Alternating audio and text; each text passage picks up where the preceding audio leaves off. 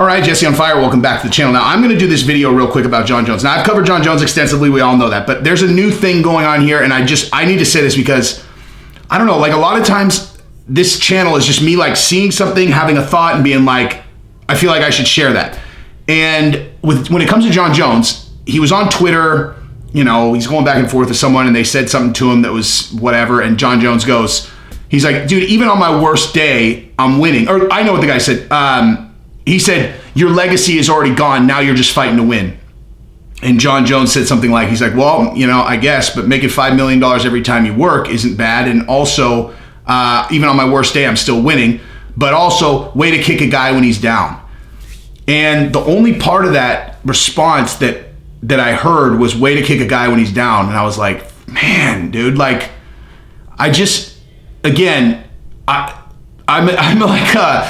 like I'll go hard at people, but I'm an incredibly empathetic person. I can't help it, dude. And like, I started thinking about this, like the fact that Jon sees himself as down. Like Jon, it doesn't matter. Like when people, you know, I saw Chael's video where he was like, is he really down though? Like, is he really down?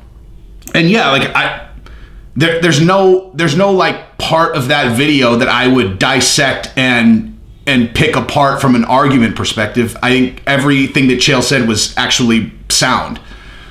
But the thing is that what we think about a guy being down or up or whatever is totally irrelevant. Like if you like, that's the thing that people don't really understand. Look, what I think about where a person is only relevant if that person cares about what I think, right?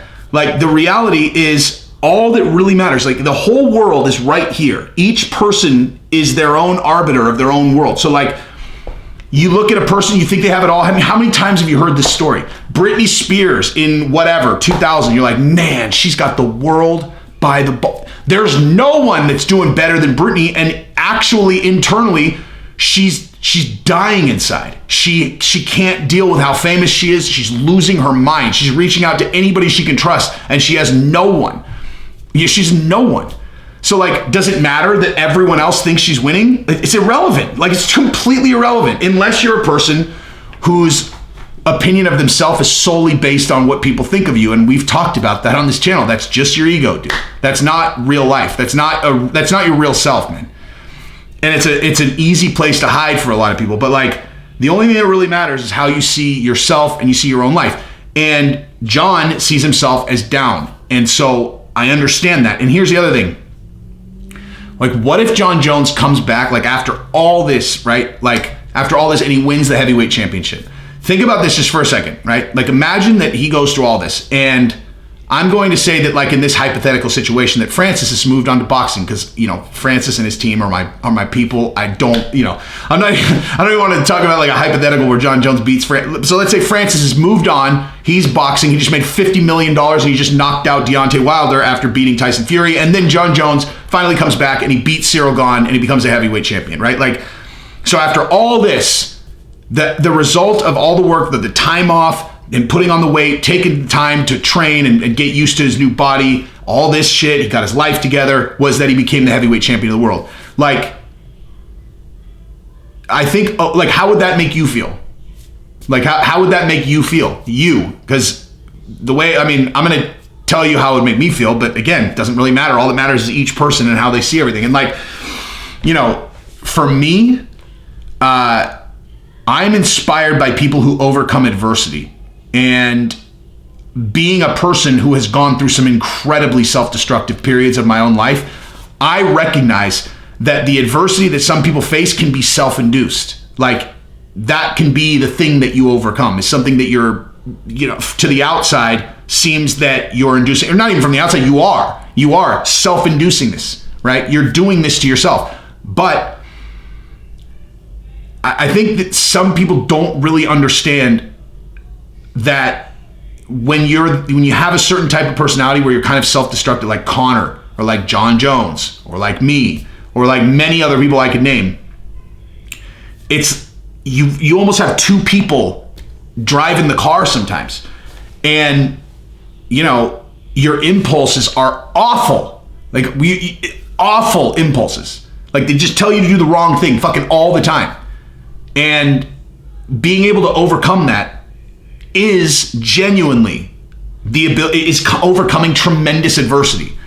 And so, and again, I've said this a million times, I don't believe in the, this is just a bad person thing, at least not when we're talking about the kinds of things that Jon's doing. Like, that's, at least to me, I mean, I know, believe me, I've seen the comments. I get it. People think he's a narcissistic sociopath or whatever.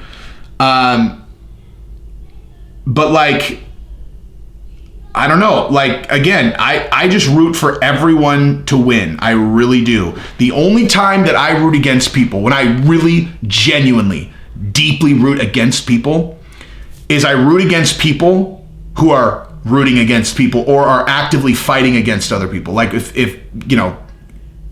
people that are going on Twitter and trying to get people fired from their jobs. Like, I hate those people, man. I really genuinely do. Or people who, I fucking hate bullies. And Jon Jones, he's hurting, dude. Like, if he's saying to some random guy on Twitter, like, way to kick a guy when he's down, like, I don't even really know what my point is, other than if Jon Jones sees himself that way, then if he is able to overcome this and really kind of fix some things, and then he comes out and he wins the heavyweight title, that would be insanely awesome to me. Like, I would think that's awesome. I would think that's awesome. And I'm sure this will probably not be a very popular, thing, but I don't care, because I just say what I'm thinking on the channel. But there are a lot of people that don't face the same kind of adversity. They're blessed with like titanium brain. I've talked about this with Justin Gaethje. Like, Justin Gaethje is never going to be a guy who is getting blacked out drunk and accidentally, getting into it with the cops and slamming his head on the car. He's born a grinder. He's born a grinder. I don't know. I can't like do a good job of like explaining how I see them, but like, I don't know. I don't think that like one person's necessarily better than the other. I just think, well, fuck, that's not really necessarily accurate. I don't know. I just like seeing people overcome adversity. That's all I'm saying. And when I saw Jon say that, it like actually hurt my gut. I was like, man, dude, I just know how it feels. I fucking know how it feels, and it's not good. And I don't know how it feels to have that happen when you're famous and have people piling on you, dude. I don't have any idea what that feels like. I can imagine, though, that it would be really, really aggravating. So, anyway, that's what I got. So, I'm going to take my kids to a party now. So, that's what I'm going to do. Love you guys. Peace.